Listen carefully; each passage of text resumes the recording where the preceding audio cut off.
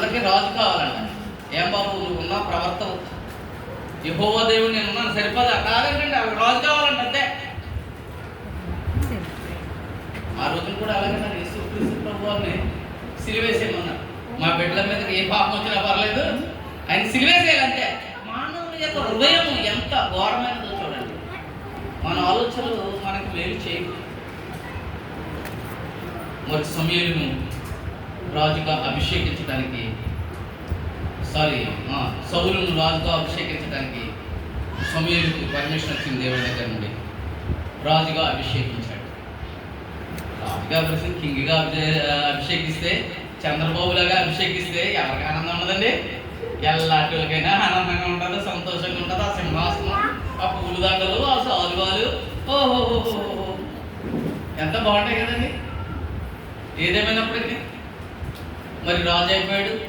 రాజు అయిపోయిన తర్వాత ఇక్కడ మనం చూడాలి. ఇదంతా ఎందుకంటే మీకు అర్థం అవడం కోసం చెప్పినటువంటి మాటలు.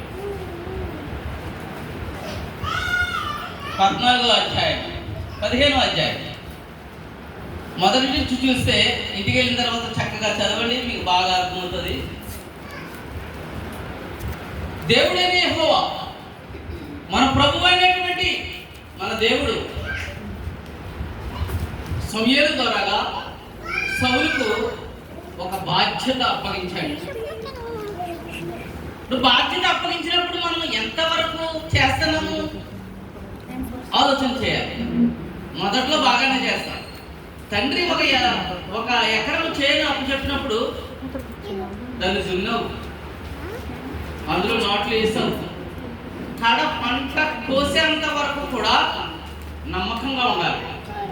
మధ్యలో ఒకవేళ వదిలేస్తే ముందు పంట శ్రమ అంతా వ్యర్థమైపోతుంది. అలాగే దేవుడైన యెహోవా సమూయేలుకు ప్రత్యక్షమై రాజు అయినటువంటి సౌలు యుద్ధమునికి వెళ్ళి పాపం ఉండిపోయినటువంటి ఆ మనుషులను నిర్మూలన చేసి వారికి బుద్ధి చెప్పమని సౌలుకు చెప్తే బాగానే ముక్కడతాడు. ఇక్కడ పాస్టర్ గారు కూడా చెప్పింది బాగా. శుక్రవారం ప్రార్థనకి ఫలానా ఇంటి దగ్గర, శనివారం ప్రార్థన ఇక్కడ, అన్నీ ఒకటి వెళ్తాం. అప్పుడు సైతాన్ మాకు ఏదో ఒకటి పెట్టేస్తాడు రాకుండా. ఇవాళ కూడా నేను అయ్యగారికి రావాలి, మాకు మూర్పూళ్ళు ఆ చర్చి దగ్గర ఒక కార్యక్రమం ద్వారా అక్కడ భోజనాలు ఏర్పాటు. మళ్ళీ ఈ రోజు పెళ్ళి ఉంటుంది.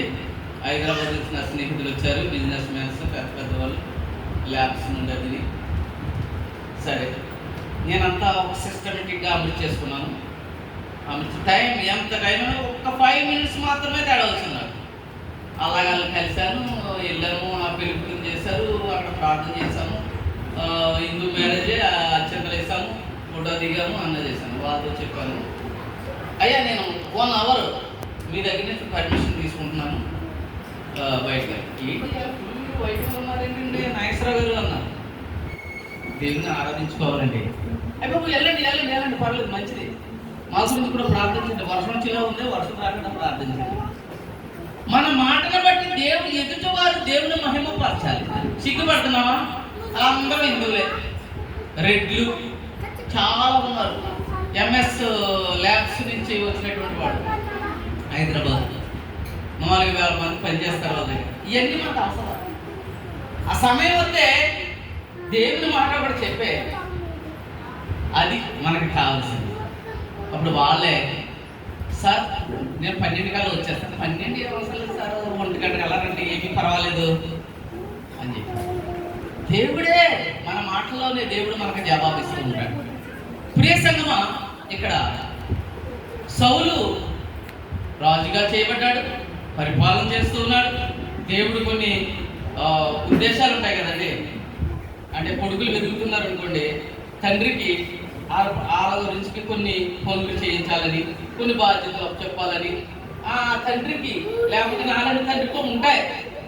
అవి చెప్తారు, తల్లి చేత చెప్పిస్తారు, లేకపోతే మామయ్య చేత చెప్పిస్తారా లేదండి. ఇక్కడ దైవికంగా ప్రవర్త అయినటువంటి సమూయేలు ద్వారాగా దేవుడు చెప్పిన మాట సౌలుకు కొంతమంది ఏం చేస్తారో తెలుసండి, ఇంట్లో అయినా సరే, ఎక్కడైనా సరే ఇది పత్రిక అండి. ఈ పత్రిక ఎవరు రాశారో నేను చెప్పాలి, ఎక్కడిచ్చారో నేను చెప్పాలి. ఇది పాటలు కదా, ఇది వీళ్ళు ఎక్కడికి వెళ్ళిపోతారు, అందులో ఏం పాటలు ఉన్నాయి అని ఆలోచించుకుంటారు తప్ప ఈ పత్రిక గురించి నేను ఏమి చెప్తున్నానో ఇది వినరు.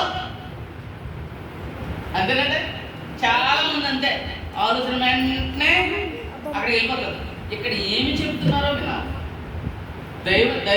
దైవదాసుల నోటి నుండి ఏ మాట వస్తుందో వినాలి. వినుకోకుండా ఆ కింద ఉన్న వాక్యానికి పైన ఉన్న వాక్యానికి వెళ్ళిపోతాం. ఈ చెప్పినటువంటి మాట మనకు అర్థం కాదు. అందు గురించి ఇంట్లోనైనా సరే భార్యకు భర్త చెప్తుంటే ఆవిడ కిచెన్లోకి వెళ్ళిపోతాడు. ఆలోచన ఇంటికి వచ్చిన తర్వాత అడుగుతాడు, ఏంటి నాకు అర్థం అవ్వలేదండి, మర్చిపోయాను. అలా ఇంటే కదా వినాలి. ఫస్ట్ వినడం నేర్చుకోవాలి. వినుట వలన విశ్వాసం కలుగును. చదవడం వల్ల కలగదని కాదు, ముందు వినాలి. విన్న తర్వాతే మన యొక్క పనిని మొదలు పెట్టాలి. ఏదో ఒక మన ఆంధ్రలో ఉన్నటువంటి ఒక జోక్ ఉంది కదా, పుల్లయ్య మామిళ్ళు వచ్చేసాడు. అటు రాత్రి యజమానులు ఇద్దరు మాట్లాడుకుంటున్నారంట, రేపు పొద్దున్నే చాలా పెందలపడే ఈ పనులన్నీ చేయాలి కదా, వాడిని పుల్లయ్యని వ్యాపారం వెళ్ళి రమ్మని చెప్తాము. పొద్దున్నే నట్లు మంచి నమ్మకమైనడు, వీడి కిటికీలో తిన్నాడంట. ఈ లెక్క ముందు వ్యాపారం వచ్చేసాడంట. ఈ మేనేజర్ వీళ్ళ అధికారి అన్నాడంట, ఒరే పనులన్నీ అయిపోయా? లేదు సార్ జరుగుతున్నాయి. ఒరే నీకు పొద్దున్న చెప్పాను కదా ముఖ్యమైన పని ఉందని. వీళ్ళు వచ్చేసాను కదండి. ఎక్కడికి వెళ్ళారా? అది రాత్రి నుంచి చెప్పుకుంటాడు విన్నానండి, వ్యాపారం వెళ్ళి వచ్చేసాను. ఎందుకు వెళ్ళారా? నేను అదే గట్టి చేయకమ్మా. అక్కడ అలా ఉన్నారన్నమాట మనుషులు. ప్రియ సంగమా, వినాలి. దేవుని వాక్యం చాలా శ్రద్ధగా వినాలి. నేను చెప్పిన వినాలి, అయ్యగారు చెప్పినా వినాలి. చిన్న పిల్లవాడు చెల్లి సాక్ష్యం చెప్తున్నారు, అందులో ఏముందో వినాలి. వింటేనే విశ్వాసం వస్తుంది, మన జీవితంలో మంచి జరుగుతుంది. ఇక్కడ సమూయేలు విన్నాడు. విన్న తర్వాత ఎంత విన్నాడు ఎంత వినలేదు మనకు అర్థమవుతుంది. చదువమ్మా వాక్యం తీసుకో. ఇక్కడ చూడండి 11వ వచనం చదవమ్మా ఒకసారి. 15-11. సౌలు నన్ను అనుసరింపగా వెనుక తీసి ఎవరు చెప్తున్నారు ఈ మాట? సమూయేలు. దేవుడు చెప్పిన మాట సమూయేలు గారు డైరెక్ట్ గా చెప్తూ ఉన్నారు. వినకపోయాను గనుక అతనిని నా ఆజ్ఞలను గైకొనకపోయిన గనుక అతనికి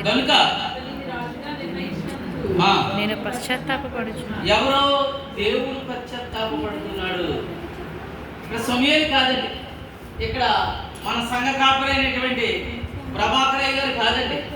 ఎవరు పశ్చాత్తాపడుతున్నారు? నీకు ఒక అధికారం, నీకు ఒక గుర్తింపు, సంఘంలో ఒక విశ్వాసురాలుగా నీకు ఇచ్చినటువంటి ఆ యొక్క పవిత్రమైనటువంటి బాప్తిసం కానీ నువ్వు ఒక సభ్యురాలుగా దేవుడు నిన్ను వెనుకున్నాడు, నిన్ను ప్రత్యేకించాడు. అది చూసి ఒకవేళ దేవుడు చెప్పినటువంటి పని దోచ తప్పకుండా చేయకుండా నీ సొంత పనులు కొరకు, నీ సొంత ఆలోచన కొరకు, సైతాను పెట్టు తంత్రములకు మనము చిక్కుకుపోయి అటు అక్కడ బాధపడతాడు. అభిషేకించినటువంటి నువ్వు దేవుని సన్నిధికి రాకుండా ఏయో పనులు చేసుకుంటూ ఉంటే ఎవరు బాధపడతారు? పాస్టర్ గారు బాధపడుతున్నారు అని అంతే కదా మనం అనుకుంటున్నాం. ఇందాక అయ్యగారు చెప్తుంటే నాకు అదే అనిపించింది. మనం లేట్ అయిపోయినా, ఒక వారం రాకపోయినా పాస్టర్ గారికి ఏం చెప్పాలి? ఇదే కదా ఆలోచిద్దాం. నిజం అనుకోండి మనసులో, రేపు అతనికి ఏం చెప్పాలి? పాస్టర్ గారికి మా ఇంటి పక్కన పెళ్ళి ఉందని చెప్పాలా? మా అక్క తాలూకు పెళ్ళి ఏమి చెప్పాలి పాస్టర్ గారికి? అడుగుతారు తప్పనిసరిగా. లేకపోతే సాయంత్రం ఫోనైనా చేసి అడుగుతారు. ఏమ్మా వర్షం వచ్చింది కదండి అయ్యారు, సార్ రోడ్డు వచ్చానండి, వెనక్కి వెళ్ళిపోయారు.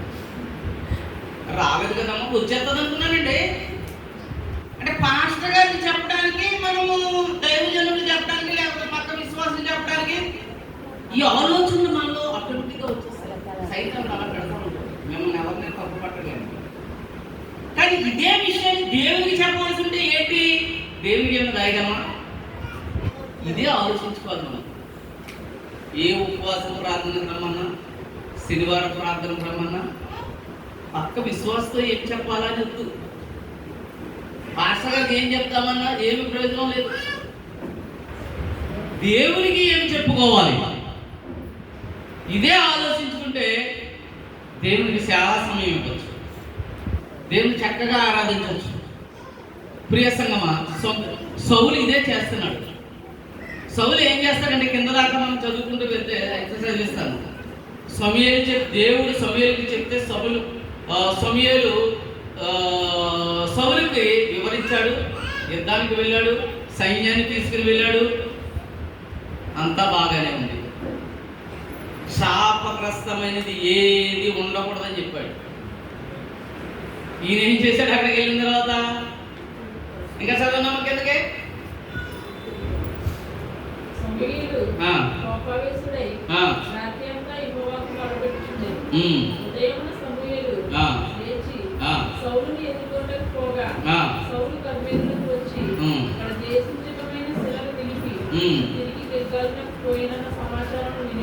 ఇక్కడ సమూయేలు ఒక ప్రవక్త, సౌలు కింగ్, ఒక రాజు.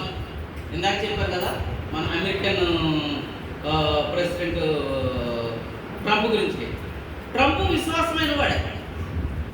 ఆయన ప్రమాణ స్వీకారం రోజున 23వ కీర్తన చదివి అనేక మంది దైవజనులు ప్రార్థన చేసిన తర్వాత ప్రమాణ స్వీకారం చేసినటువంటి వాడే. బాయ్ గారు చెప్పినట్లుగా మంచి క్రైస్తవుడే.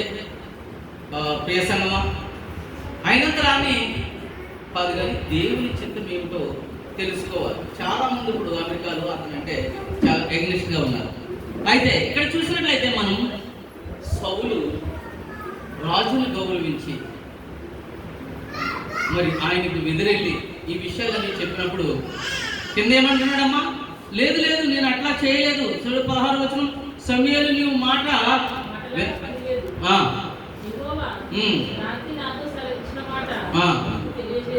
అది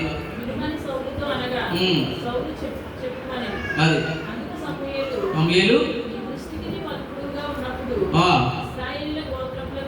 శిరస్సు వైతివి. యెహోవా నిన్ను ఇశ్రాయేలు మీద రాజుగా అభిషేకించాడు. మరియు నీవు పోయి పాపాత్ములైన నిర్మూలన చేయము. దేవునికి స్తోత్రం. ఇప్పుడు సమూయేలు మనిషి ప్రతి ఒక్కరిని కూడా దేవుడు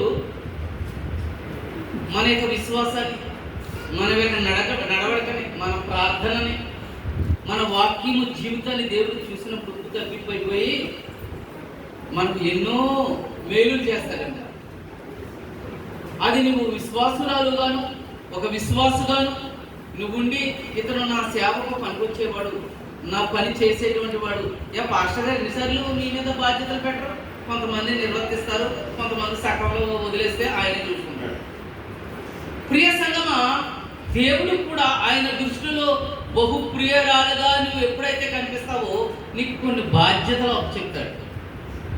ఆ బాధ్యతలు అప్పచెప్పినప్పుడు నువ్వు అనుకోకూడదు సంఘమే నేను ఒక్కదాన్నే దొరికాను అని. లేదు, ఎప్పుడైతే సేవకుని యొక్క దృష్టికి నువ్వు నమ్మకంగా కనిపించావో దేవుని దృష్టికి నమ్మకంగా కనిపించావు. ఎప్పుడైనా ఊహించుకున్నారట్లా? చాలా మంది ఊహించుకునే ఉంటారు. వాక్యం చదవమంటే వాక్యం చదవటానికి దైవజనుడు తిని యోగ్యరాలన్నప్పుడు దేవుడు ఆయనకు కలగజేసిన ఆలోచన. పాటలు పాడినమ్మా మీరు పెద్దలకాడే వచ్చి మీరు 6 కూడా నేను రికార్డింగ్ చేసి ఆన్లైన్లో పెడతాను. మీరు తత్త అన్నారు, ఆన్లైన్లో ఏమంటారు? సిద్ధపాటు లేదు. కానీ దైవజనుడు మీ అందరి మీద ఒక ఆలోచన కలిగి ఉన్నాడు. ఆ ఆలోచన ఎక్కడి నుంచి వచ్చింది? డైరెక్ట్ దేవుని దగ్గర నుంచి వచ్చింది దైవజనుడికి. ఇలా ఆలోచించుకోండి సుమా. లేకపోతే పాస్టర్ గారికి పని ఉంది, నేను వంట వండుకోవద్దా, కూర వండుకోవద్దా, పొద్దున్నే నాకు 10 గంటల అయితే ఇక్కడ ఉండాలంటాడు, పాటలు ప్రాక్టీస్ చేయమంటాడు. ఆయనకి పనే ఉంది, ఇంట్లో పని ఏమో చూస్తాడు ఆయన అనేవాళ్ళు కూడా కొంతమంది ఉంటారు. మన సంఘంలో కాదు కానీ. ప్రియ సంఘమా, మీరు లక్షవారం కూడుకున్న శనివారం కూడుకున్నప్పుడు కానీ, శుక్రవారం కూడుకున్నప్పుడు కానీ మీరు 5 రేటు 6 రేటు కోయిన వాళ్ళు ముందే వచ్చేసి ఆ ప్రార్థనకు ముందు ప్రాక్టీస్ చేయాలి. ప్రాక్టీస్ చేశారనుకో చక్కగా పాడగలుగుతారు, దేవుడికి కూడా ఎంతో మహిమ కలుగుతారు. ప్రియ సంగమా, ఇక్కడ సమూయేలు సరిగ్గా వినలేదు. వినుకోకుండా మరి అమాలేకుల మీదకి వెళ్ళి సౌలు సమూయేలు చెప్పిన మాటలు సమూయేలు చెప్పాడు అనుకున్నాడే కానీ దేవుని దగ్గర నుండి డైరెక్ట్గా చెప్పిన మాటలని అనుకోలేదు. అంతే కదండి. అనుకుంటే మనం అలా చేస్తామా? మరి ఇప్పుడు ఏమనుకోవాలి మనం? దైవజనుడి నుండి నోట నుండి వచ్చే ప్రతి మాట కూడా దేవుని శక్తి అనుకోవాలి, దేవుని మాటగా గ్రహించాలి. ఒకవేళ నువ్వు చేయలేకపోతే తలంచుకుని వెళ్ళిపోతే ప్రాబ్లం లేదు. కానీ ప్రియ సంగమా, నేను విన్నాను అని కొంతకాలం కొనసాగించిన తర్వాత అది దేవునికి విరోధంగా జరిగినట్లయితే మన కుటుంబానికి ఆశీర్వాదం కాదు. మరి అమాలేకులను హతమార్చిన తర్వాత చూసారా, నేత్రాశ. అక్కడ నేత్రాశ సైతానుడు పెడుతూ ఉన్నాడు. ఇక్కడ మంచి కోడిదూడలు ఉన్నాయి, మేకలు ఉన్నాయి, వీటిలన్నీ చంపేనా? ఎందుకు వీటిని హతమారిస్తే ఏమొస్తుంది? వీటిలన్నిటినీ కూడా మన యొక్క రాజ్యంలోకి తీసుకుని వెళ్ళి అక్కడ మనం వెళ్ళపిద్దాం, దేవుని పేరటి వీటిని వధించి అందరికీ భోజనాలు పెడదాం, అది నాకు మంచి పేరు వస్తుంది కదా అనుకున్నాడు తమస్సు. దేవుని చెప్పిన మాట వినుకోకుండా, అంటే దేవుడు డైరెక్ట్గా చెప్పలేదు కదా అనుకుంటున్నాడు.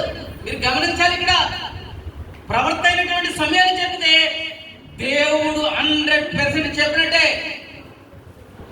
దైవజనుడు ఏదైనా ఒక విషయాన్ని ఇక్కడ నిలబడి వాక్య రూపంలో వాక్యాన్ని చదివి దాన్ని ప్రార్థించి దేవుని పాదముల దగ్గర మీ దగ్గరకు తీసుకుని వచ్చినప్పుడు అది తప్పనిసరిగా మనము అర్థం చేసుకోవాలి, అలా నడవడానికి ప్రయత్నించాలి.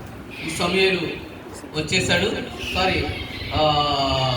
సౌలు ఆ యొక్క గొర్రెలను గోవుల వీటిని దొన్నలను తీసుకుని వచ్చేసాడు, వెనకాల కట్టేసేసాడు శుభ్రంగా. సమూయేలు వచ్చాడు. సమూయేలు వచ్చి దేవుని దృష్టికి అన్నీ తెలుసు. మరి సమూయేలును అడుగుతూ ఉన్నప్పుడు సమూయేలు ఏం షాక్ చెప్తున్నాడో చూడండి అమ్మా. అమ్మా ఏ వచ్చిన చదువుతున్నావు అమ్మా? 22 నుంచి చూడండి. అందుకు సమూయేలు తాను సెలవిచ్చిన ఆజ్ఞను ఒకడు గైకొనుట వలన యెహోవా సంతోషించినట్లు ఒకడు దహన బలులను అర్పించుట వలన, సరిగ్గా వినాలి మీరు, అర్పించుట వలన ఇక్కడ ప్రశ్న మార్కు, ఆయన సంతోషించును కాదు, అక్కడ సంతోషించునా అని ఒక ప్రశ్న. దేవుడు ఆ ప్రశ్న మార్పు ఉన్నప్పుడు మనం ఆగిపోయి కొంచెం ఆలోచన చేయాలి. మనం ఎగ్జామ్ రాయడానికి వెళ్ళినప్పుడు మొదళ్ళు కడతాము, 2 పత్రులు ఉంటాయి, చదువుకుంటా వచ్చేసి కింద కొద్దిలోకి అక్కడ ప్రశ్న మార్పు ఉంటుంది. అక్కడికి వచ్చాక కదండి ఆలోచన చేస్తాం, ఈ ప్రశ్న అంతరికి కూడా ఏమి జవాబు రాయాలి, లేదా సజెషన్ మళ్ళీ ఇంకో దాంట్లో వెళ్ళిపోతారా? కాదు, అక్కడ ఆగాలి. ఆగి ఈ యొక్క మాట ఏమిటి, అసలు ఏమి జరిగింది అక్కడ, దీనికి ప్రశ్న ఎందుకు వచ్చింది, దీనికి జవాబు ఏంటి అని వెతుక్కోవాలి, సేకరించుకోవాలి. చదవమ్మా.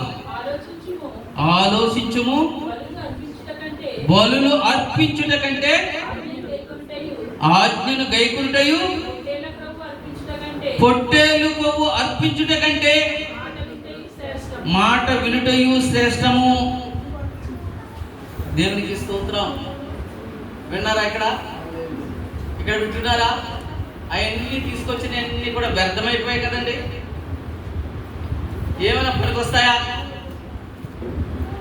ప్రియ సంగమా, మాట వినుట శ్రేష్టము. ఇందాక దాకా చెప్పుకున్నాం కదా, వినుట వలన విశ్వాసము కలుగును. మాట వినుట శ్రేష్టము. మాట కొంతమంది మాట్లాడుతుంటే మధ్యలోనే మాట్లాడేస్తారు, ఇది పూర్తవదు, ఇది వినరు. వినుట వలన విశ్వాసం కలుగుతుంది.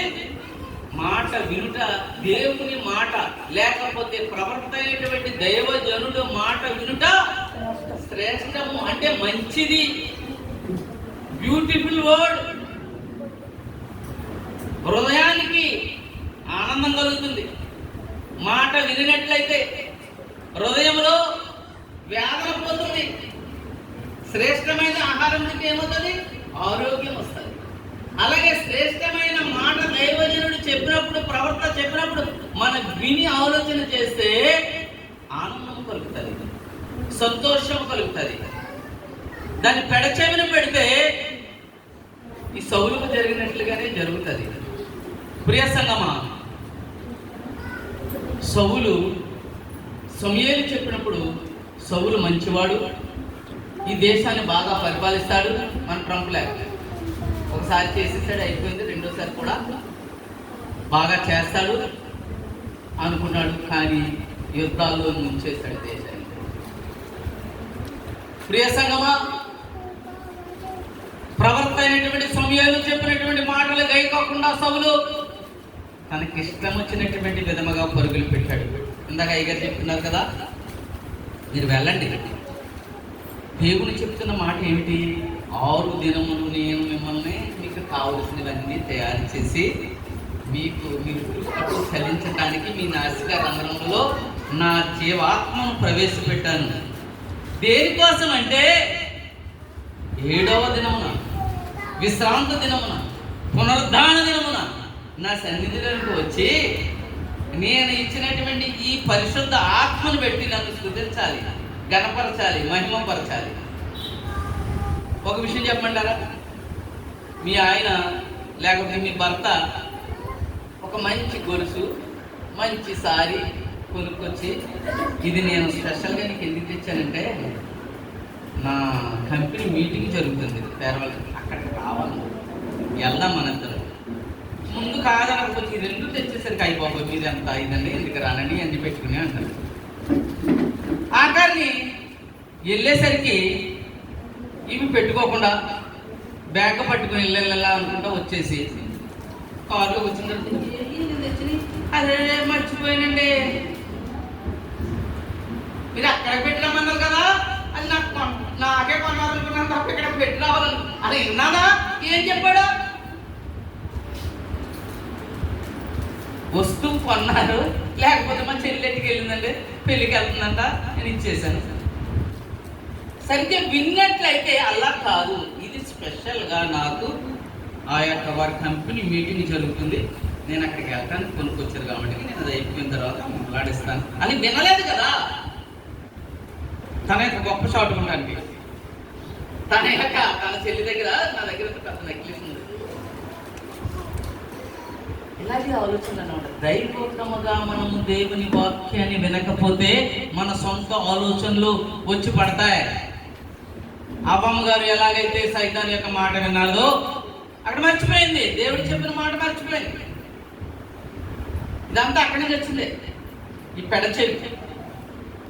ప్రియ సంగమా, బాలుడైన సమూయేలు ఎందుకు చెప్పానంటే ముందు అలాగే అన్ని ఆయన పెరిగినటువంటి వాతావరణం, తల్లి నేర్పినటువంటి ఆ బాట, తల్లి నేర్పినటువంటి ఆ యొక్క ప్రార్థనా జీవితం. 1వ అధ్యాయంలో చాలాసార్లు చదివించాను, తీయొద్దండి. మరి పాలు విడిచిన తర్వాత ఆ శిలోహ మందిరమునకు సమూయేలును తీసుకుని వచ్చినప్పుడు దైవజనుడైనటువంటి యాజకుని దగ్గర నా దేవుడు నాకు ఇచ్చినటువంటి వరము ఇదిగో నా బాలుడు అని చెప్పినప్పుడు అతనికి అర్థమైపోయింది. ఎందుకో తెలుసా? అమ్మ ఇంటి దగ్గర పాలిస్తూ లాలిస్తూ ఉన్నప్పుడు చక్కగా కొడుకుతో చెప్పుకుని ఉంటుంది, నేను ఎదవరాలు, నేను ఏంటిది ఏమంటారు, గుడ్రాలని అన్నారు, నేను తల్లి పిల్లల కలలేని రాలని అన్నారు అని అన్ని చెప్పుకుని ఉంటుంది. దేవుడు నిన్ను నాకు ఒక వరముగా ఇచ్చాడు అని చెప్పుకున్నప్పుడు సరిగ్గా ఆ యాజకుడి దగ్గరికి వెళ్ళి ఈమె ఎప్పుడైతే చెప్తుందో ఏం చేస్తున్నాడో, ఆడుకుంటున్నాడా, సెల్ ఫోన్ చూసుకుంటున్నాడా? అమ్మ ఏమి మాట్లాడుతుంది దైవజనుడితో విన్నాడు, వినుట వలన అర్థమైంది, వినకపోతే అర్థమవుతుంది. అమ్మ దైవజనుడితో ఏమి చెప్తుంది, ఏం మాట్లాడుతుంది, ఏ విషయాన్ని చెప్తుంది అన్నప్పుడు ఇవన్నీ ఎప్పుడైతే దైవజనుడికి కృతజ్ఞతలు తెలియజేస్తూ దేవుని స్తుతిస్తుంటే అక్కడే సమూయేలు ఏమి చేయాలో తెలిసింది. అమ్మ చెప్పలే, సమూయేలు ఏమి చేయాలో అతనికి తెలిసింది. అక్కడనే దేవుని మొక్కాడట. దేవునికి స్తోత్రం చెప్దామా? మన బిడ్డలా అమ్మారా, అమ్మ ఈరోజు ఆదివారం చర్చికి వెళ్తుంది, మనం 10 గంటలకు వచ్చి టిఫిన్ పెట్టమ్మా అని అనకూడదు, ఏయో పనులు చెప్పకూడదు, విసుకోకూడదు అమ్మ మీద. ప్రార్థనాపూర్వకంగా అమ్మ వెళ్తుంది, అమ్మతో మనం కూడా వెళ్దాం ఎంతమంది ఉన్నారండి ఈ రోజుల్లో బిడ్డలు? అది ఎక్కడి నుంచి వస్తుంది? మన దగ్గర నుండి మనమే నేర్పాలి. కొంచెం కష్టమైనా కానీ అలా నేర్పినప్పుడు మీకు కొంతకాలం అయ్యేసరికి మీ యొక్క హృదయానికి ఎంతో ఆనందం కలిగిస్తుంది. Hard work will make leader. Hard work చేస్తే ఒక పొజిషన్లో నిలబడతా ఉంటాం, ఒక లీడర్గా. అంటే ఈ రాజకీయంలో పొలిటిక్స్ లీడర్ కాదు. 4వ తరగతిలో 5వ తరగతిలో లీడర్గా మనం పెడితే ఎంత ఆనందంగా ఉంటుందండి. మన అక్కడ ఆదిష్మాషి తరగతి, నేను 5వ తరగతిలో లీడర్గా ఉన్నాను. అని మేడం గారేమో వాటి నిలబెట్టి చదివించారంటే ముంగబెట్టి చదివించేవాడు నేను.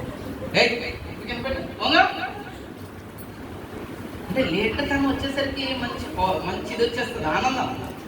అప్పుడు ఎండలో నుంచోబెట్టి మళ్ళీ చదివించేవారు. ఇప్పుడు చదివి తూరుకుంటారండి. నిజంగానే కనుక ఎవడైనా ఉన్నాడు, అమ్మ ఇలా చేశాడమ్మా అప్పుడు వాడు ఇన్ఛార్జ్గా ఉన్నాడు, నన్ను గంట ఉంగడబెట్టాడు, నడుము లాగేస్తుంది, ఇంటికి వెళ్ళిపోతుంది అమ్మ. ఎక్కడొస్తుంది భయం? భయం ఎక్కడొస్తుంది? మా మేస్టర్ అంటే మంగళ మేస్టర్ అని కనితరేవుడు వాడు, అక్కడ బెత్తలు మా చేత తయారు చేసుకురామని వాడు, అదే బెత్తలు మనం కొట్టేవాడు. దేవునికి స్తోత్రం, హల్లెలూయా. బెత్తం తయారు, లేకపోతే తయారు చేయలేకపోతే రోళ్ళకర్ర ఉండేదండి. అప్పుడు రూళ్ళు తీసుకుని రోళ్ళకర్ర. అటువంటి భయం లేదు కదండి పిల్లలకి. ఇంట్లోనూ లేదు, స్కూల్లోనూ లేదు, తండ్రి తోనూ లేదు. తండ్రి ఏమో బైక్ స్టార్ట్ చేసుకుంటాడు, వెళ్ళిపోతాడు. అమ్మాడికి ఏమి చెప్పరేమి మీరు అంటారు, అది నీ పని అంటాడు. ఇలా అయిపోయిందని పిల్లల విషయం మనకి. సమూయేలు అలా పెరగలే. సమూయేలు ఏమైతే మొక్కుకుందో దాని మీదే తన కాన్సన్ట్రేషన్ ఉంచింది. నేను దేవుని మందిరం తీసుకెళ్ళి అక్కడికి వెళ్ళినప్పుడు అక్కడ నేను అటువంటిదండి సమూయేలుకు నేర్పినటువంటి ఆ గొప్ప పాట. ఈ సినిమాల్లోనూ లేకపోతే కుర్రోల్లోనూ మాట్లాడుకునే డైలాగుల్లో ఉంటుంది, ఒరే నువ్వు అమ్మ పాలు తాగావా డబ్బా పాలు తాగావా అంటూ ఉంటారు. అప్పుడు అమ్మ పాలు తాగితే ఎంతో నీతి, న్యాయము, అమ్మ యొక్క ప్రేమ అన్నీ ఉండేవి. మరి నేను ముగించేస్తాను, సమయం అయిపోయింది. ఇలా చెప్పుకుంటూ వెళ్తే చాలా సమయం కావాలి. దేవునికి స్తోత్రం. ఆఖరిగా చూసుకుందాం. సమూయేలు కింద చదువమ్మా. సమూయేలు యొక్క స్థితి, సౌలు యొక్క స్థితి ఏమైపోయిందో చూడండి. మాట ఆలకించకపోవడం వలన, మాట ఆజ్ఞను గైకోకుండా అక్కడికి ఇక్కడికి పరిగెడుతూ ఉంటే, ఆదివారం రోజున పునరుద్ధాన దినాన్న దేవుడు చెప్పినది, దైవజనుడు మనకు బోధించినది, అమ్మ బోధరే సండే స్కూల్కి వెళ్ళవాలని చిన్నతరం నుంచి నేర్పించింది. సండే స్కూల్కి వెళ్ళకోకుండా ఎక్కడికో బర్త్డే పార్టీకి వెళ్తున్నాను, ఏదో షాపులు చెప్పుకుంటూ. ఆదివారం రోజున పునరుద్ధాన దినాన్న వాళ్ళ పెళ్లి కబురు చెప్పారు, వీళ్ళ దిన కబురు చెప్పారు, చెప్తా ఉంటారు. నేను చాలాసార్లు కంటకడే వెళ్తా ఉంటాను. దేవుని ఆలయంకి వచ్చిన తర్వాత అప్పుడే వెళ్తాను. ఎందుకంటే దేవుడు నాకు చెప్పిన మాట నేను అతిక్రమిస్తున్నాను. పాస్టర్ గారి గురించి కాదు, పాస్టర్ గారి గురించి అస్సలే కాదు, నేను ఒక తెలివైన వాడు ఏం కాదండి మీకంటే. దేవుని చెప్పిన మాటను బట్టి అయ్యగారు చెప్పారు, అయ్యా మీరు మొదటి తారీఖున మొదటి వారము మీరు వాక్యము పంచుకోవాలండి సంఘంలో. సో మన పాస్టర్ గారు చెప్తే నేను వదిలిపెట్టేద్దును, ఓల్డ్ కారణాలు ఉంటాయి. మరి దైవజనుడికి దేవుడు చెప్పారేమో. నేను నచ్చాడని తెలుసు, నేను పాస్టర్ కాదని తెలుసు. మరి దేవుడి దగ్గర ప్రార్థించినప్పుడు అతనికి ఎందుకు మరి అక్కడ ప్రేరేపణ వచ్చిందో గమనిస్తున్నామా? అక్కడ పైన చూసినట్టు రాత్రంతా సమూయేలు ప్రార్థన చేశాడంట. ఏంటి సమూయేలు ఎలా చేశాడండి అన్ని వివరంగా చెప్పలేదు. మీరు ఇంటికి వెళ్ళిన తర్వాత అధ్యాయంతో చదువుకోండి. మరి అక్కడ చెప్తున్నాడు ఏమిటమ్మా, బలులు ఇచ్చుట, అక్కడ చదవమ్మా. బలులు అర్పించుట కంటే ఆజ్ఞను గనికునుటయు, పొట్టేలు క్రొవ్వును అర్పించుట కంటే మాట వినుటయు శ్రేష్టము. ఇప్పుడు మరి సౌలు ఏం చేశాడు? ఆ దొంగతనంగా తీసుకొచ్చినటువంటి, అక్రమంగా తీసుకొచ్చినటువంటి అమాలేకుల యొక్క ఆ గొర్రెలు, ఆ దున్నలు కొవ్వును అర్పించేసి దేవుడి దగ్గర మహిమ పొందేద్దాం అనుకున్నాడు. ఆ ఆలోచన లేదండి, ప్రజల దగ్గర పొందుదామనుకుంటున్నాడు. ఏలి యొక్క కుమారుడు కూడా అంతే. అక్కడ తీసుకొచ్చినటువంటి దహం బలులను ముందుగానంట ఆ కొవ్వు, ఆ మెదడు, ఆ అసలైన దగ్గర తీసుకుని వాళ్ళు చేసేవారంట. దేవుడు భయం ఉందా? లేనప్పుడు ఎందుకు దేవునితో ఆటలా? మనకే దేవుని మాటలను గైకొనుకోకుండా దేవునితో ఆటలా? ప్రజలతో ఆడుకోండి, పర్వాలేదు. సమూయేలు గ్రంథంలోనే ఏలీ అంటాడు, ఎక్కడ మాట చెప్పగలరా ఎవరైనా? నువ్వు మనుషుల పట్ల అక్రమము చేస్తే క్షమించబడతావేమో కానీ 2వ అధ్యాయంలో అంటాడు, దేవుడితోనే నువ్వు అక్రమముగా ప్రవర్తించినట్లయితే నేనెవరిని అడగను రా బాబు. అలాగే ఉండదు. కానీ చూడండి 2వ అధ్యాయంలో చక్కగా తండ్రి చెప్తాడు 2 కుమారులతోనూ, మీరు దేవుని పట్ల అన్యాయం చేసినట్లయితే మిమ్మల్ని విడిపించేవాడు ఎవడు? ఆపద నుంచి తప్పించేవాడు ఎవడో? దొరికిందమ్మా? దొరికిందా? 2వ అధ్యాయంలో నేను చేస్తాను. అది మంచి మాట. ఎందుకంటే పిల్లల గురించి చెప్పాను కదా. తీసారా? చూడండి సమూయేలు మొదటి గ్రంథం. నేను ఎప్పుడైనా ఏమి రాసుకోను. చూడండి 26 వచ్చిన తర్వాత అనుకుంటాను, లేకపోతే 25. నరునికి నరుడు తప్పిదము చేసిన ఎడల దేవుడు విమర్శ చేయను గాని యెహోవా విషయంలో పాపము చేసిన ఎడల వాని కొరకు ఎవడు విజ్ఞాపన చేయను అని ఎవరు చెప్తున్నారు? కుమారులకు ఏలీ దైవజనుడు చెప్తున్నాడు. చూసారు, నిజమే కదా. మరి మనం పాస్టర్ గారి మాటకు ఏదైనా విరుద్ధంగా మాట్లాడితే, దేవుడికి విరుద్ధంగా మాట్లాడినప్పుడు దేవుడు మరి పాస్టర్ గారు ఇంకెవరిని వేడుకుంటారు? ఒకవేళ పాస్టర్ గారి గురించి కంటే పోనీ మీరు పాస్టర్ గారి దగ్గరికి రావచ్చు, లేదా పాస్టర్ గారు వచ్చి పాస్టర్ గారికి చెప్పొచ్చు. డైరెక్ట్గా మీరు దేవుని విషయంలో పాపము చేస్తూ ఉన్నారు. గ్రహించండి. ఆజ్ఞ అతిక్రమమే పాపము. ఇది దేవుని విషయంలో మనం ఆలోచించాలి తప్ప ఒక సహోదరు ఏదైనా చెప్పినప్పుడు నువ్వు చెప్పావులే అనకండి. అది దేవుని మాట అయితే మీరు ఆలకించండి. లేదంటే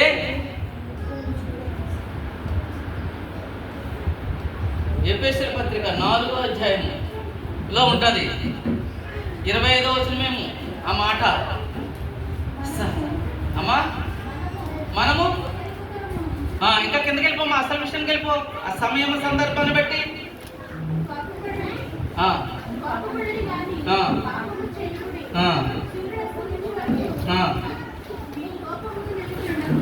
కింద వచ్చిన ఇంకా కిందకి ఆ మాటమ్మా, అది కావాలి నాకు. వినువానికి మేలు కలుగునట్లు అవసరతను బట్టి క్షేమాభివృద్ధికరమైన అనుకూల వచనమే పలుకుడగాడి చాప వచనము ఏది కూడా మీ నోట రానేకుడి. దేవునికి స్తోత్రం. అమ్మ నేను ఒక విషయం చెప్తాను, నేను గొప్పగా చెప్పట్లేదు. ఈ డబ్బు ధనము మనం ఎక్కువ వెళ్తా ఉన్నాం. ఇంట్లో 10 ఏలుపుతారు, తిరిగి వచ్చేటప్పుడు పావడం ఉండదు కదా. అయ్యగారు కానీ ఎవరైనా దైవజనుడు బోధించినటువంటి కీవర్డ్స్ ఉన్నాయనుకో, ఎప్పటికీ ఖర్చావు. వాటిని జ్ఞాపం చేసుకోండి, వాటిని ఆచరణలో పెట్టండి. ఎవ్వరు మీ నుంచి దొంగిలించలేదు. నువ్వు ఒకవేళ ఎవరికైనా చెప్పినా నీ నుంచి కరిగిపోదు. దేవుని మాటలు, ఈ మాట చూసారా? అవసరతను బట్టి శాపవచనము పలకవద్దు. వారికి ఆ అవసరతలో ఏమి కావాలో అది పలకగలిగితే పలకండి, లేకపోతే పలకపోయినా పర్లే. శాపవచనం మాత్రము పలకకూడదు. ప్రియ సంగమా, దీనివల్ల మనకు ఆశీర్వాదం. శాపవచనం పలుకుట వలన ఏమిటి? దేవుని మాటను మనము వినడం లేదు. ఇది మనం నేర్చుకున్నట్లయితే మన జీవితంలో చాలా మటుకి మనకున్న సమస్యలను తీరుతాం. ఇది కష్టమే, గమ్మున వచ్చేస్తుంది. గమ్మున మళ్ళా మనం చెప్తాం, అయ్యగారు గమ్మునే నీసానండి, అయ్యగారు అనకూడదండి, అయ్యగారు విశ్వాసులకు తగదు. ఈ సమయంలో ఏమంటున్నాడు అక్కడ? చదవ మరి ఖండింగ్ చేసాము, అయిపోయింది టైం.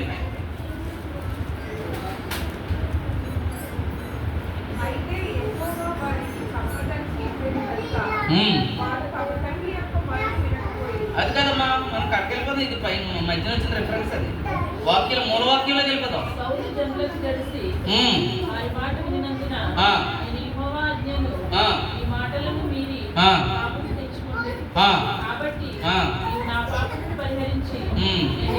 ఇక్కడ మళ్ళీ ఇది మళ్ళీ ఇక్కడ చదువుకుందాం. అది దానికి వెళ్ళదు ఇంకా. తిరుగుబాటు ఇది చూడమ్మా 22 23 చదివా కదా, 23 చదవమ్మా. సోదు చెప్పుడేను. ఇంకా చూడండి, ఇక్కడ ఈ రెండు మాటలు మీరు గమనించాలి. విగ్రహారాధన అంటే ఒక విగ్రహాన్ని పెట్టుకుని మన ఇంట్లో యేసుక్రీస్తు కొంతమంది ఆ యొక్క చర్చెస్ లేదా దేంతో అందంగా ఉందని పట్టుకొచ్చి పెట్టుకుంటారు, పెయింటింగ్స్ పెట్టుకుంటారు, ఇలా కూడా చేస్తారు. అలా విగ్రహారాధన అనేది మన జీవితంలో ఎక్కడికి వస్తుందో తెలుసా? వాటిని పూజించడం ద్వారాగా కాదు. ఇక్కడ స్పష్టంగా చెబుతున్నాడు, ఆ విగ్రహాలు వినుటకు చెవులు లేవు, వాసన పీల్చుటకు ఆ ముక్కులేమో పనిచేయవు. అది కాదు, అది వేరు. వాటిని చూసి మీరు భ్రమపడుతూ ఉన్నారు. వాటి గురించి, వాటికంటే నువ్వు భయంకరమైనటువంటి విగ్రహారాధన గురించి ఇక్కడ దేవుడు చెప్తున్నాడు. చదవమ్మా, ఇక్కడ చూడు. తిరుగుబాటు చేయట, సోదు చెప్పుడైను పాపముతో సమానం. అంత మాత్రమే కాకుండా ఇంకేం మాట ఉందమ్మా? అమ్మా, ఇంతవరకు అదే చెప్పుకున్నాం మనం. మూర్ఖతముగా సౌలులాగా దేవుని మాట వినుకోకుండా మన సొంత ఆలోచనలు, మన సొంత నిర్ణయాలు, దేవుడి పట్ల దైవికముగా మనం ప్రవర్తించుకోకుండా, ఇది దేవుని మాటని మనం ఆలకించుకోకుండా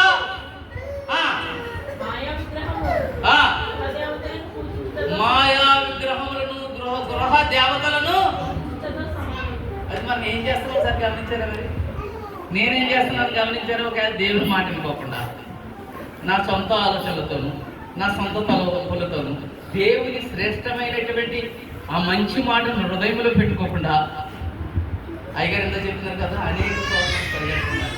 మనం చేస్తున్నది విగ్రహారాధన. ఏం చేస్తున్నామంట?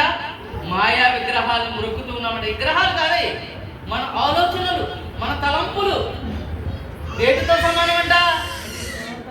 విగ్రహారాధనతో సమానము. అన్యులు విగ్రహారాధన చేస్తున్నారంటే మనం ఫీల్ అయిపోతాం కదండి, చాలా ఫీల్ అయిపోతాం. మరి మనం చేస్తున్నది ఏంటి? దేవుని చెప్పినటువంటి మాట గైకోకుండా